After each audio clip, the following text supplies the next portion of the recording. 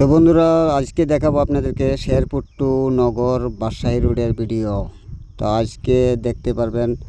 তো আমরা সারাদিনে আজকে ঘুরে ঘুরে ভিডিও বানাচ্ছি, দেখছি যে কোন জায়গা কি ঝামেলা হচ্ছে, কি ঝামেলা হচ্ছে, হিন্দু মুসলিমের কি দাঙ্গা ফসাদ হয়েছে, কি কোনো জায়গায় হিন্দু ভাই কি মারছে না মুসলমান কোনো হিন্দু ভাইকে মারছে। তা দেখতেই পাচ্ছেন এত সুন্দরভাবে বাদশাহী রোডে আমরা চলাফেরা করছি, গাড়ি ঘুড়ি আসা যাওয়া করছে, কারোর সাথে কোনো ঝামেলা নাই। তো শুধু হিন্দু মুসলমান যখনই আমরা মোবাইলে কোনো নিউজ খুলেছি তখনই খালি হিন্দু মুসলমান করে খালি ওই শুনতে পাচ্ছি দেশের। তা দেশের কোনো আইন নীতি নাই, কোনো ইয়া নাই। তো ওইসব নিয়েই দেশ এখন অনেকটাই পিছনে আছে। তা দেখতে পাচ্ছেন বন্ধুরা, ওইটা হলো ভাইরাল নগরের মসজিদ। সামনে দেখতে দেখতে চলে আসলাম নগর মসজিদ, যে মসজিদ ভাইরাল আছে, ভাইরাল নগরের মসজিদ। তো এইসব এটা কিন্তু পুরাটাই বন্ধুরা হিন্দুর এলাকা। তো দেখেন কোনো একটু ঝামেলা নাই, কোনো একটু মুসলমানের সাথে হিন্দু ভাইয়ের সাথে কোনো ঝামেলা নাই। তো শুধু নিউজেই খালি দেখতে পাচ্ছি যে ঝামেলা কেন, এসব কেন হচ্ছে, আর কে করছে, কেনই বা করছে, কারা করছে এইসব।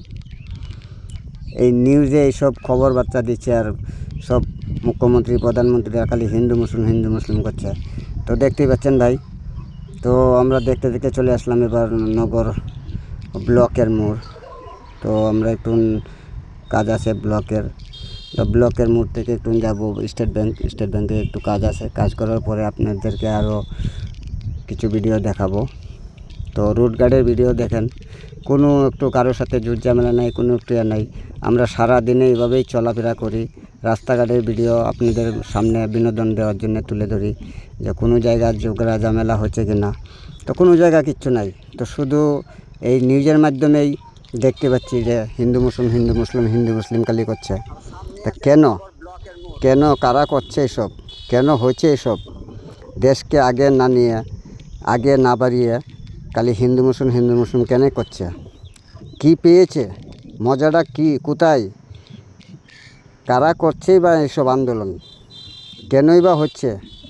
বন্ধুরা, আমার মাথায় কিছুই ঢুকছে না।